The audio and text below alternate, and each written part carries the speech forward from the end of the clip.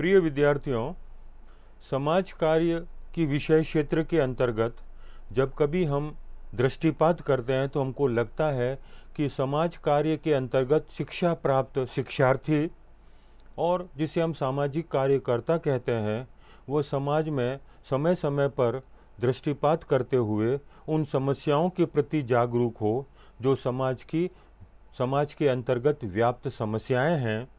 ऐसी अनेक समस्याएं समाज में समय समय पर खड़ी होती रहती हैं और समाज कार्यकर्ता का यह उत्तरदायित्व है कि उन समस्याओं के प्रति वह जागरूक रहे, उस समस्याओं के प्रति कार्य कारण संबंधों का पता लगाए और उसके समाधान के लिए उचित कार्रवाई करे।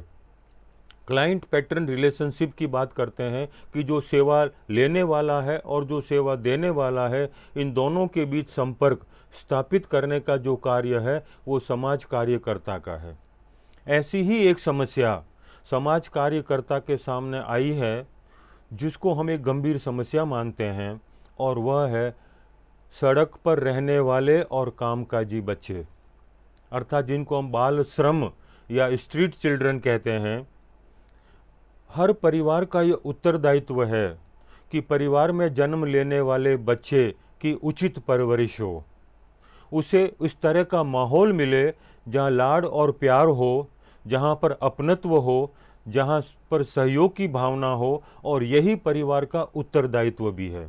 जब परिवार में समाजीकरण की हम बात करते हैं तो जब शिशु पैदा होता है तो वह न तो सामाजिक है, न समाज विरोधी है और न वह असामाजिक है।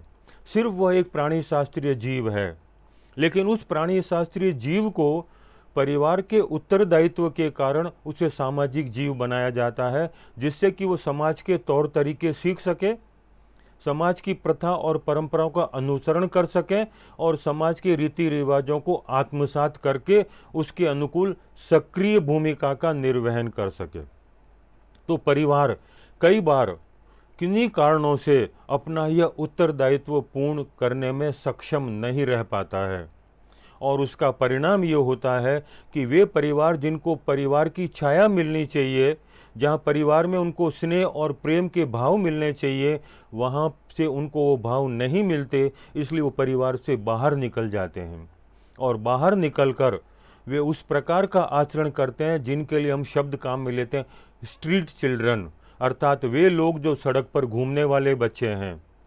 और इसके साथ वे जिस तरह का श्रम करते हैं उन्हें हम बाल श्रम की श्रेणी में रखते हैं। इसी विषय पर आज हम बात करेंगे कि वे कौन बच्चे हैं जो सड़क पर और सड़क में रहते हैं और उनका क्या कार्य है, और इसके साथ जो वो श्रम करते हैं वो बाल श्रम क्या है। वैसे तो हम सब जानते हैं कि बाल श्रम अपराध है और इसकी रोकथाम के लिए कानून बने हुए हैं। उसके उपरांत भी हमें जहाँ भी नज़र पड़ती है वहाँ पर बच्चे किसी न किसी रूप में काम करते हुए दिखाई देते हैं, अर्थात कानून का उल्लंघन भी दिखाई दे रहा है।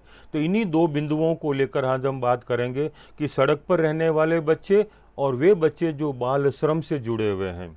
प्रत्येक समाज में आदर्श पारिवारिक स्थिति यह है कि जिसमें यह अपेक्षा की जाती है कि बच्चा अपने माता पिता के साथ घर में रहे। बच्चा मासूम, ऊर्जावान, उत्साही और प्रभावशाली होता है। वो हमेशा प्यारा, लाडला और सराहनीय होता है। बच्चा जब घर के अच्छे पारिवारिक और प्रेमपूर्ण माहौल में रहता है तो निस्संदेह वह खुश रहता है। यह काफ़ी संभावना है कि वह अपनी कुछ गतिविधियों में विनाशकारी हो सकता है, क्योंकि उसे उचित मार्गदर्शन के अभाव में और बहुत सी मनाही के बीच जिद्दी और चिड़चिड़ा हो सकता है।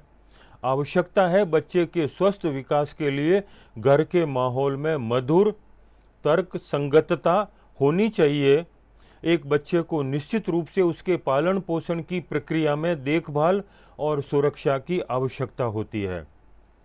बेकर और पेंटर ब्रिक का वर्णन है कि एक बच्चे को एक सुरक्षित और संरक्षित वातावरण और देखभाल करने वाले माता पिता का अधिकार है, तभी एक बच्चा शैक्षिक उपलब्धि, आर्थिक सुरक्षा, स्वस्थ लगाव और प्रथाओं के संदर्भ में अपनी पूरी क्षमता तक विकसित हो सकेगा। हकीकत में वंचित और गरीब तबके के बच्चे उस व्यवस्था के शिकार हैं जहां उन्हें अपने अस्तित्व के लिए संघर्ष करना पड़ता है। उनके परिवार उन्हें उनकी बुनियादी ज़रूरतें और आवश्यकताएं प्रदान करने में असमर्थ हैं। इस प्रकार उनमें से कई सड़कों पर रहने वाले बच्चे बन जाते हैं। जब परिवार अपना सही उत्तरदायित्व का निर्वहन नहीं करता तो वे बच्चे न चाहते हुए भी परिवार को छोड़कर सड़क पर रहने के लिए विवश हो जाते हैं। इस समस्या पर चर्चा करते हुए फ्रांसीसी समाजशास्त्री पियरे बोर्डियू ने असमानता की घटना को अच्छी तरह से समझाया है। असुरक्षित और उपेक्षित होने के कारण गरीब परिवारों के कई बच्चे अपने परिवारों को छोड़ने और असुरक्षित स्थिति में पहुंचने के लिए मजबूर हो जाते हैं। वे अपने माता पिता को पीछे छोड़ देते हैं और सड़कों, रेलवे प्लेटफॉर्म, फुटपाथ, फ्लाईओवर आदि जैसी जगहों पर रहना शुरू कर देते हैं। इस प्रक्रिया में सड़क के साथ सड़क पर रहने वाले बच्चों की संख्या निरंतर बढ़ती जा रही है, जो एक अपने आप में गंभीर समस्या है।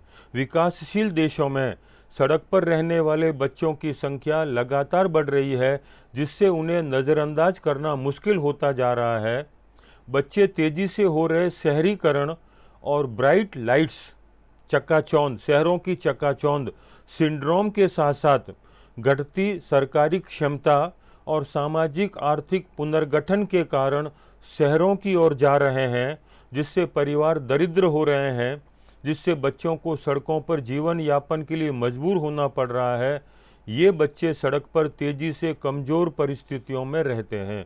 तो कई बार ऐसी परिस्थितियां उत्पन्न होती हैं कि परिवार उनकी सामाजिक, आर्थिक, शैक्षिक या अन्य आवश्यकताओं की पूर्ति करने में असमर्थ होता है और उसके परिणाम स्वरूप बच्चे अपनी आवश्यकताओं की पूर्ति के लिए और मूल रूप से अपनी आर्थिक आवश्यकताओं की पूर्ति के लिए परिवार को छोड़कर सड़कों पर आ जाते हैं, जो अपने आप में एक गंभीर सामाजिक समस्या भी है। सड़क पर रहने वाले बच्चों का अगर हम सामाजिक परिप्रेक्ष्य में दृष्टिपात करें, उनको देखें, तो हमको लगता है कि 1979 के अंतर्राष्ट्रीय बाल वर्ष से जो उत्साह की भावना पैदा हुई थी वह लगभग पूरी तरह से समाप्त हो गई, क्योंकि दुनिया भर में देश वैश्विक आर्थिक मंदी के प्रभावों से जूझ रहे हैं।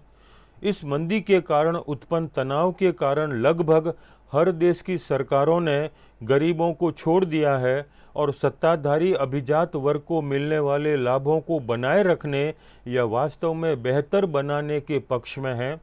बच्चों ने एक उपवर्ग के रूप में सामाजिक गतिशीलता में विनाशकारी गिरावट का अनुभव किया है। गरीब बच्चे और भी गरीब हो गए और निम्न मध्यम वर्ग के कई बच्चे और गरीब हो गए। तो हम कहते हैं यह जो गरीबी एक अभिशाप बन गई, गरीबी एक कलंक बन गई और सरकार ने इस पर बहुत अधिक ध्यान नहीं दिया।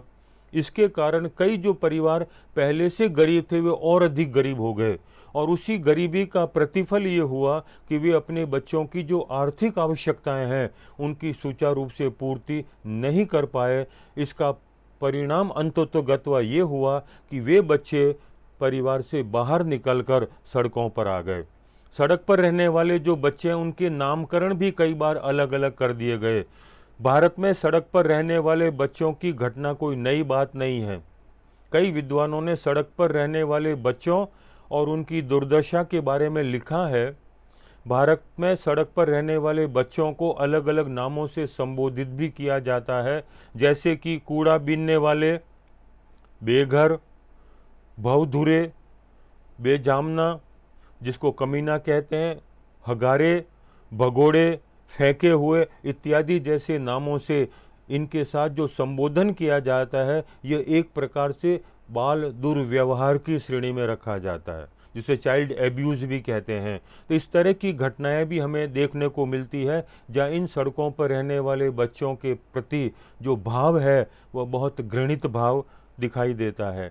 सड़क पर रहने वाले जब बच्चों की परिभाषा के संबंध में बात करें तो एग्नेली के अनुसार सड़क पर रहने वाला बच्चा या सड़क पर रहने वाला युवा वह नाबालिग है जिसके लिए सड़क शब्द के व्यापक अर्थ में, जिसमें खाली पड़े घर, बंजर भूमि आदि शामिल है, उसका अभ्यस्त निवास बन गया है और जो पर्याप्त सुरक्षा के बिना है। टैकोन ने सड़क पर रहने वाले बच्चों शब्द को गरीबों को छोड़ दिया गया और सबसे गरीब बच्चों को सड़कों पर फेंक दिया गया है के रूप में परिभाषित किया है, जो उन बच्चों को दर्शाता है जिन्हें अपने घरों से उनका हक नहीं मिलता और उन्हें सड़कों पर अपना आश्रय खोजने के लिए मजबूर होना पड़ता है। कई बार परिवार इस तरह का आश्रय दे पाने में असमर्थ होता है, उसका परिणाम ये होता है कि बच्चे आश्रय की खोज में सड़कों पर आ जाते हैं। संयुक्त राष्ट्र अंतर्राष्ट्रीय बाल आपातकालीन कोष यूनिसेफ ने 1988 में सड़क पर रहने वाले बच्चों को इस प्रकार समझाया था, जिनके लिए सड़क शब्द के व्यापक अर्थ में यानी खाली आवास, बंजर भूमि आदि उनके परिवार से अधिक है, उनका असली घर बन गया है।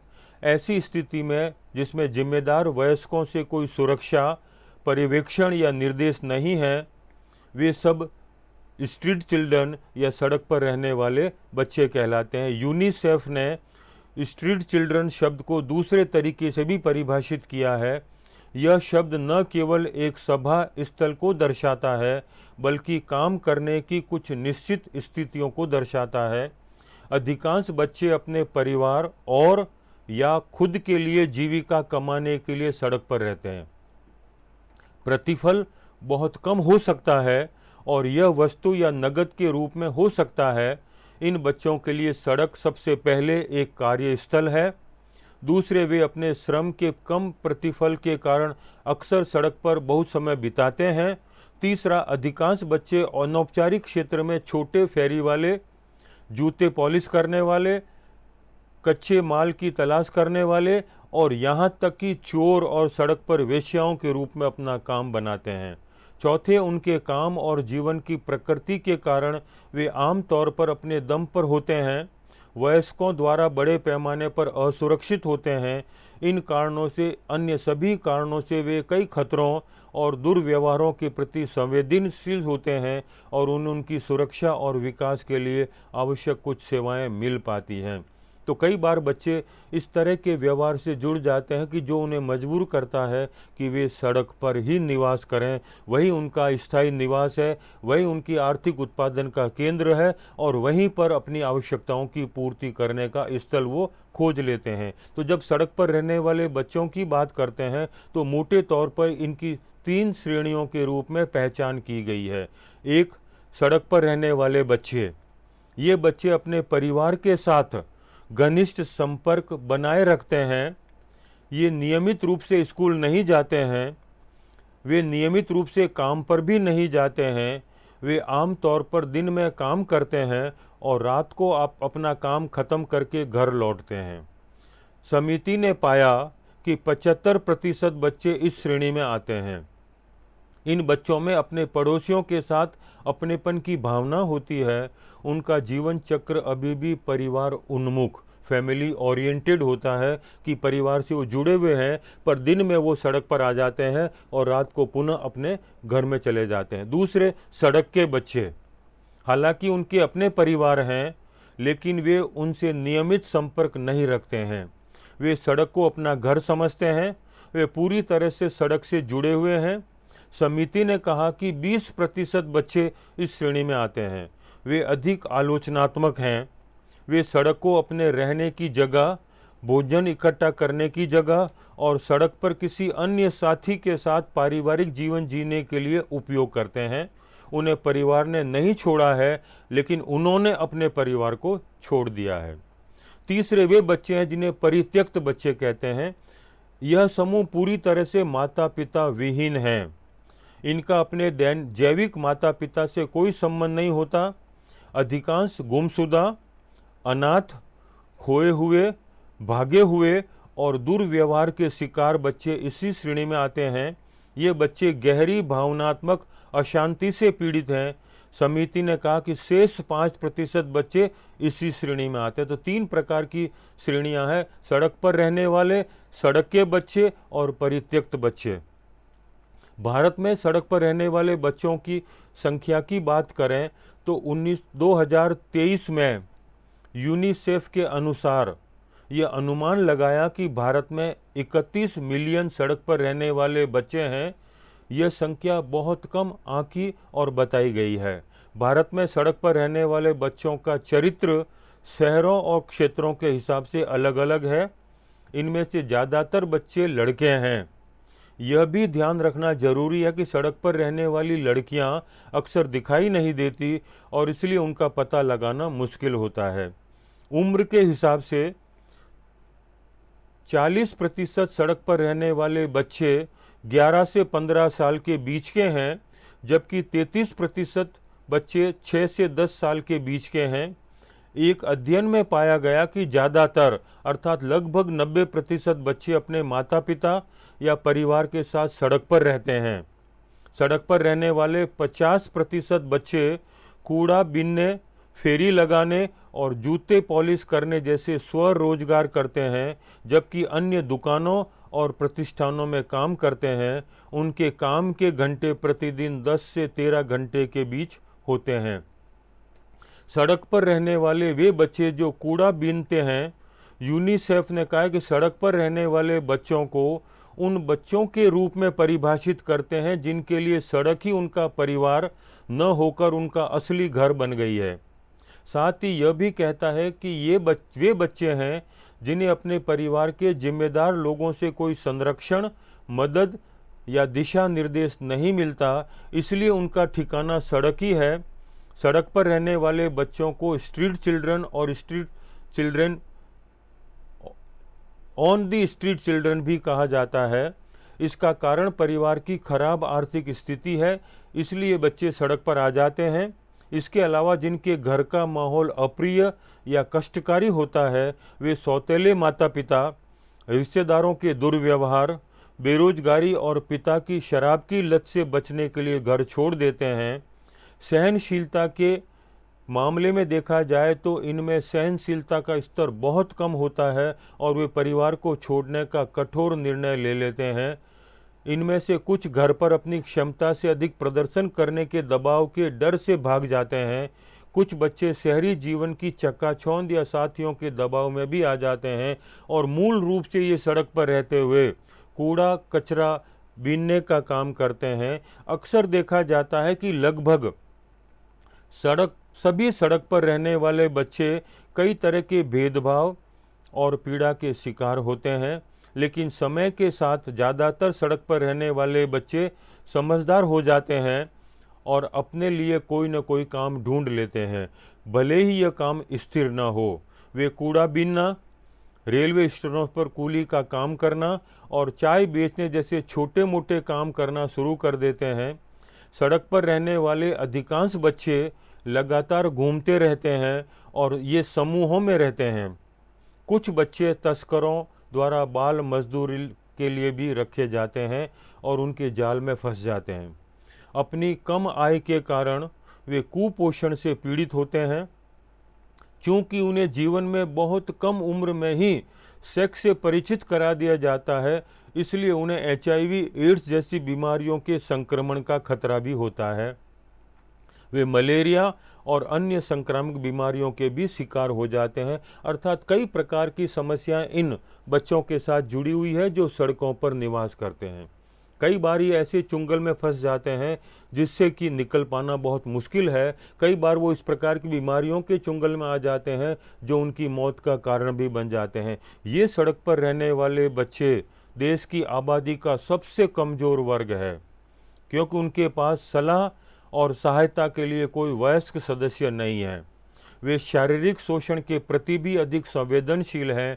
इसलिए बच्चों के लिए काम करने वाले सभी लोगों को विशेष रूप से सड़क पर रहने वाले बच्चों के मुद्दे को संबोधित करना चाहिए। अर्थात इनके प्रति हमें सोचने की आवश्यकता है कि ये बच्चे वे बच्चे हैं जिनको प्रेम चाहिए, जिनको अपनत्व चाहिए, जिनको सौहार्द चाहिए, जिनको भाईचारा चाहिए और उनको इस तरह की भावनाओं से जुड़ने का अवसर मिलना चाहिए जिससे कि वे अपनी आवश्यकताओं की पूर्ति परिवार के साथ जुड़कर कर सकें। लेकिन परिवार से तिरस्कृत, परिवार में घृणा के शिकार, परिवार में दुर्व्यवहार के कारण ये बच्चे परिवार को छोड़कर सड़कों पर रहने के लिए विवश हो जाते हैं। और जब सड़कों पर रहते हैं तो वे जिस तरह का कार्य करते हैं उसे हम बाल श्रम कहते हैं, चाइल्ड लेबर। चाइल्ड लेबर के बारे में नेल्सन मंडेला कहते हैं कि किसी समाज की आत्मा का इससे अधिक स्पष्ट रहस्योद्घाटक नहीं हो सकता कि वह अपने बच्चों के साथ कैसा व्यवहार करता है।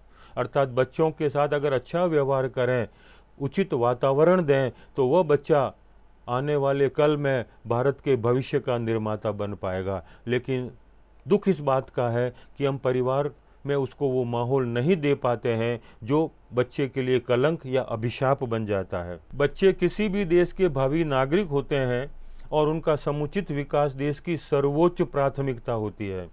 लेकिन ये हमारा दुर्भाग्य है कि आज बाल श्रम पूरी दुनिया में बच्चों को जकड़ रहा है।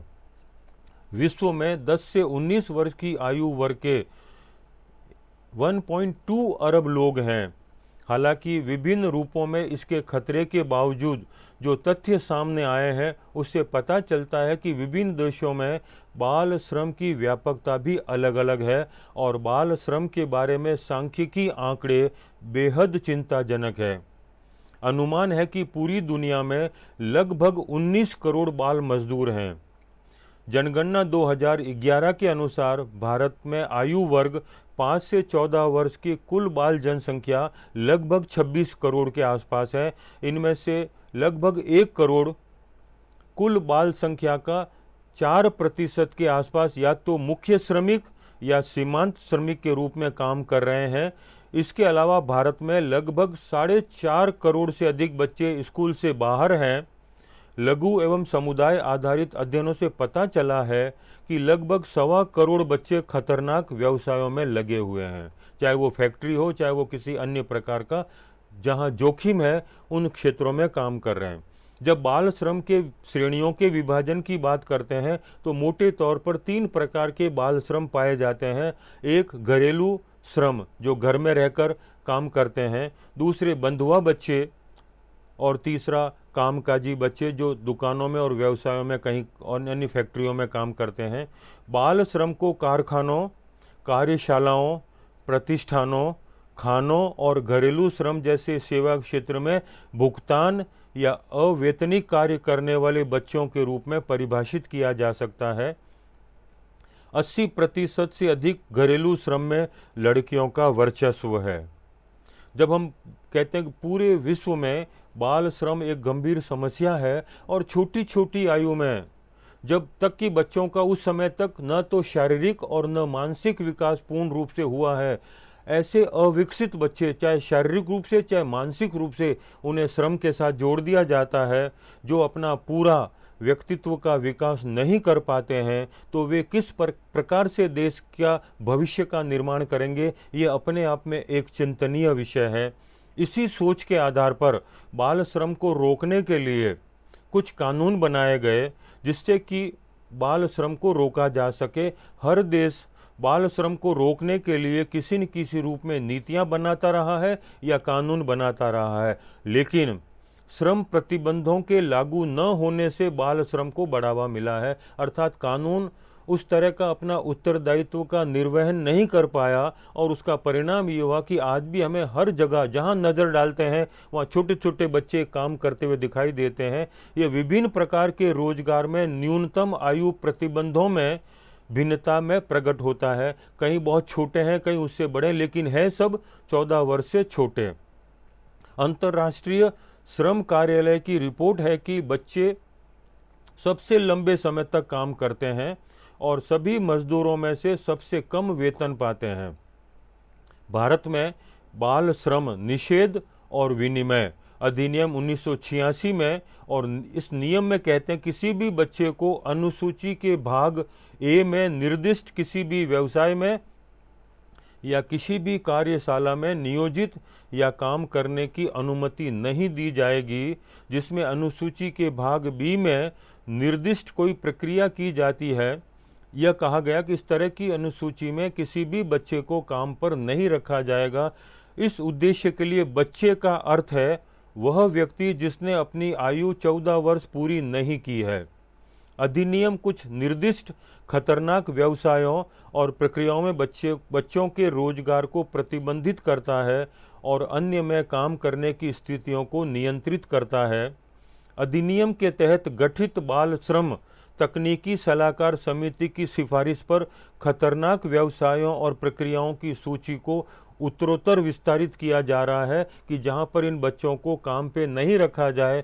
इसके उपरांत भी वे छोटे छोटे बच्चे इन खतरनाक व्यवसायों या इन प्रतिष्ठानों में काम करते हुए दिखाई दे रहे हैं। बच्चों के शारीरिक और मनोवैज्ञानिक स्तरों पर नकारात्मक प्रभाव में बाल श्रम और मानसिक स्वास्थ्य पर इसके परिणामों के बारे में विशेष चिंताएं शामिल हैं। यह ध्यान देने योग्य है कि विकासशील देशों में 1/3 बच्चे 4 साल की शिक्षा भी पूरी नहीं कर पाते हैं। खतरनाक काम में बच्चों की भागीदारी के लिए जिम्मेदार कारकों के विश्लेषण ने सामाजिक आर्थिक कारकों को महत्वपूर्ण निर्धारकों में से एक के रूप में स्पष्ट किया है। अर्थात मूल कारण यह है कि परिवार में चूंकि आर्थिक आवश्यकताएं उनकी पूरी नहीं हो पाती है, इसलिए आर्थिक मजबूरी के कारण ये बच्चे घर से बाहर निकलकर बाल श्रम से जुड़ जाते हैं। गरीबी को बाल श्रम में योगदान देने वाले कारकों में से एक महत्वपूर्ण कारक माना जाता है। बाल श्रम में मानसिक स्वास्थ्य पर कम शोध किया गया है। मोरक्को में एक पूर्वव्यापी कोहोर्ट अध्ययन ने हस्तशिल्प क्षेत्र में काम करने वाले 200 बच्चों की बेतरतीब ढंग से जांच की और पाया कि उनमें श्वास, पाचन और त्वचा की बीमारियों के साथ साथ माइग्रेन, अनिद्रा, चिड़चिड़ापन, न्यूरोसिस और एस्थेनिया जैसी मानसिक स्वास्थ्य प्रस्तुतियां अधिक थी। अर्थात कई प्रकार के मानसिक रोग उन बच्चों में पाए गए। इसलिए आवश्यकता है कि बच्चों को इन खतरनाक बीमारियों से बचाने के लिए हस्तक्षेप करना आवश्यक है। शिक्षा एकमात्र विकल्प है। शिक्षा विकास का एक बहुत ही महत्वपूर्ण हिस्सा है। आर्थिक अभाव, स्कूली शिक्षा की कमी और दैनिक जरूरतों के लिए परिवार की व्यस्तता के कारण ही बच्चे बाल श्रम की ओर आकर्षित होते हैं। बहुत सारा अध्ययनों से पाया गया है कि बाल श्रम की दर में वृद्धि के साथ साथ नामांकन भी कम है। इसलिए बच्चों की शिक्षा के लिए उचित व्यवस्था की जाए जिससे कि बच्चों को शिक्षा मिल सके और शिक्षा उनके अज्ञानता रूपी अंधकार को दूर कर उनके मनोमस्तिष्क में ज्ञान रूपी पुंज को प्रज्वलित करे, ताकि उन्हें पता चले कि शिक्षा से हम अपने अच्छे व्यवसाय की ओर अग्रसर हो सकते हैं और आगे चलकर आर्थिक क्षेत्र में उचित उसका उपयोग कर सकते हैं। भारत सरकार ने बाल श्रम को नियंत्रित करने के लिए कुछ पहल की है। देश में बाल श्रम की उचित स्थिति वाले 9 जिलों में राष्ट्रीय बाल श्रम परियोजना शुरू की गई। इस योजना के तहत बाल श्रम के लिए विशेष स्कूल चलाने के लिए जिला कलेक्टरों को धन दिया जाता है। इसमें से अधिकांश स्कूल जिले में गैर सरकारी संगठनों द्वारा चलाए जाते हैं। इस योजना के तहत इन बच्चों को व्यावसायिक प्रशिक्षण के साथ साथ औपचारिक अनौपचारिक शिक्षा प्रदान की जाती है और उन्हें प्रति माह 100 रुपये का वजीफा दिया जाता है। उनका स्वास्थ्य परीक्षण भी किया जाता है। गरीबी समस्या के लिए मुख्य कारकों में से एक है, इसलिए केवल प्रवर्तन से इसे हल करने में मदद नहीं मिल सकती। सरकार इन बच्चों के पुनर्वास और उनके परिवारों की आर्थिक स्थिति में सुधार पर बहुत जोर दे रही है। Care India, Child Rights and You और Global March Against Child Labour जैसे कई गैर सरकारी संगठन भारत में बाल श्रम को खत्म करने के लिए काम कर रहे हैं। जब ज्ञान को कानून और कार्रवाई में तब्दील किया जाता है, बच्चों के स्वास्थ्य की रक्षा के लिए अच्छे इरादों और विचारों को आगे बढ़ाया जाता है, तो बाल श्रम को रोका जा सकता है। छोटे बच्चों में बहुत सहन शक्ति होती है और वे भेदभाव का विरोध नहीं कर सकते। बाल श्रम के खिलाफ समुदायों को संगठित करने और बाल श्रमिकों को उनके घरों और स्कूलों में फिर से शामिल करने के लिए जमीनी स्तर की रणनीतियों पर ध्यान केंद्रित करना बाल श्रम के चक्र को तोड़ने के लिए महत्वपूर्ण साबित हुआ है। इस बुराई को रोकने के लिए चिकित्सा, मनोवैज्ञानिक, सामाजिक, मानवशास्त्रीय स्तरों पर विशेषज्ञों को शामिल करने वाले बहुविषयक दृष्टिकोण की आवश्यकता है। तो जब हम 2 प्रमुख समस्याओं की बात करते हैं, एक वे बच्चे जो सड़क पर रहकर इस प्रकार का व्यवसाय कर रहे हैं जो अपने आप में बहुत घृणित है, जो उनके स्वास्थ्य के लिए खतरा है, और दूसरा वे बच्चे जो बाल श्रम से जुड़े हुए हैं, जिनके स्वास्थ्य पर, जिनके मनोमस्तिष्क पर कई प्रकार के बुरे प्रभाव पड़ते हैं। इनके रोकने के लिए मिलजुल कर प्रयास करने होंगे, चाहे वो कानूनी प्रावधान के माध्यम से हो, चाहे केंद्र और राज्य सरकारों के प्रयासों से हो, और चाहे किसी गैर सरकारी संगठनों के प्रयासों से हो। आवश्यकता है सोचने की, आवश्यकता है उन विचारों को मूर्त रूप देने की, और आवश्यकता है उन नीतियों के सही परिप्रेक्ष्य में क्रियान्वयन की। इस आधार पर कह सकते हैं कि सड़क पर रहने वाले बच्चों और बाल मजदूरी के जोखिम में रहने वाले बच्चों, अलग थलग रहने वाले बच्चों और विशेष ज़रूरतों वाले बच्चों के मुद्दे की व्याख्या से यह स्पष्ट है कि वे समाज के लिए अभिशाप और कलंक है।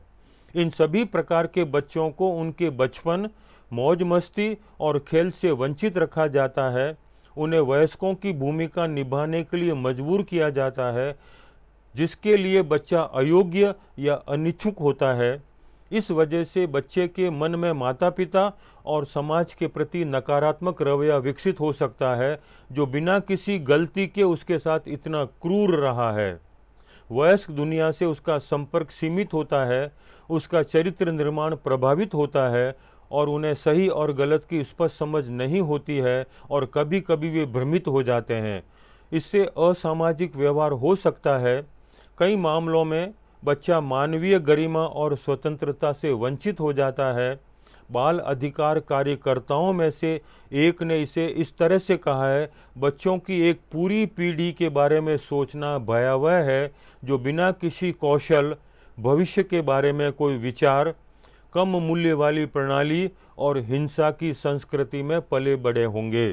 इसलिए इन समस्याओं को हल करने के लिए सभी को एक साथ आने की ज़रूरत है, चाहे वो सरकार केंद्र की हो, चाहे वो राज्य की हो, चाहे वो संवैधानिक प्रावधान हो, और चाहे वो गैर सरकारी संगठन हो। सब मिलजुल कर अगर प्रयास करेंगे तो ये जो दो बच्चों के साथ जुड़ी हुई प्रमुख समस्या है, जिसे हम सड़क पर रहने वाले बच्चे और बाल श्रम के रूप में परिभाषित करते हैं।